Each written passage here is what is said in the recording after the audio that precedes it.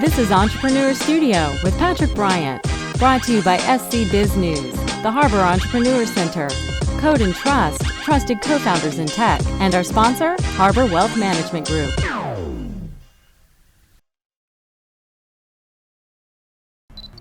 Michael Bolick is one of our state's leaders in entrepreneurship. We're here in Greenville, South Carolina at the Next Center, which you helped bring to life, and your original nanotechnology firm, which is one of the great exits in the region, it ultimately ended up coming back to you a third time, and you were back in that seat in a very tough spot this time, right? So give us a little bit of that background.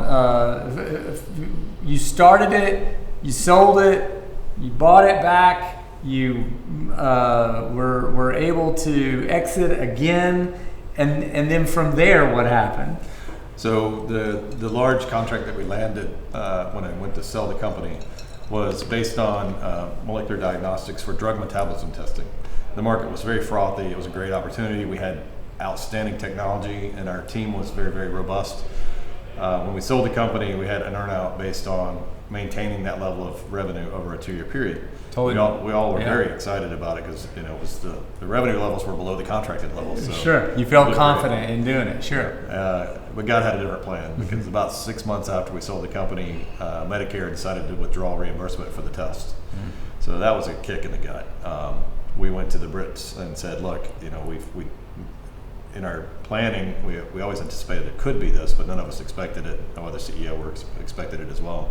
So we can either shut it down or we can rebuild. And they, to their credit, said let's build an assay set. So we worked with our partners at Greenville Health System, some other hospital systems, again institutional support from SCRA and SC Launch, and we were able to rebuild a whole new suite of cardiovascular assays that were very, very promising, but had not been demonstrated to have clinical utility yet, which means no reimbursement.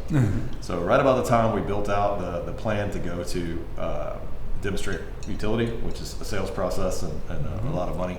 So just as we were ready to launch that effort, after a 1.5 years of investment, the chairman of the company was replaced, and the new chairman didn't want to go in that direction, and so they were going to shut the business down. As happens in big companies, right? It does. We were talking to Pete Barth earlier this morning about his startup that became a rounding error for the company that they ended up selling, and they ended up killing it.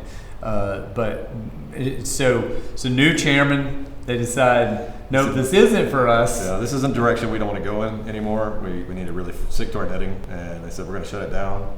So I had been talking with some Israeli firms about offering the technology that we had developed to them in a cross-licensing or in a sales position. I couldn't get that deal across the line in time, so they offered me the chance to buy the company another time. So I really prayed about it, took it on, and I gave myself 6 months to get that deal across the line.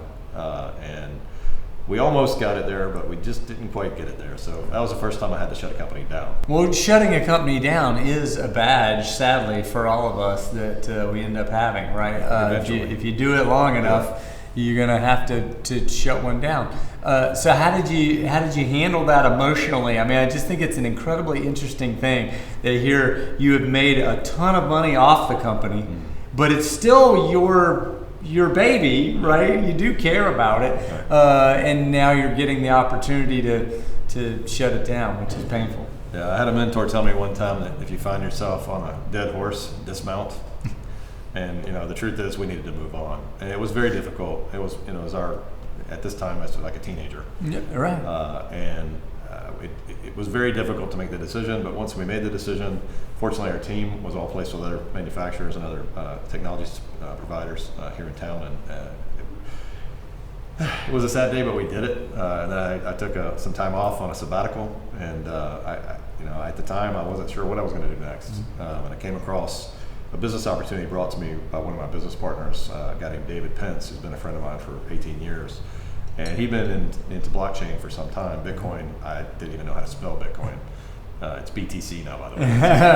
Right. So David and I went to one of the guys that was in my earlier exit, a fellow named Spencer Smith, and the three of us started a business in 2017 called Treis Blockchain. Yeah. So, yeah, it's a process full of volatility, but I'd rather be doing this than anything else.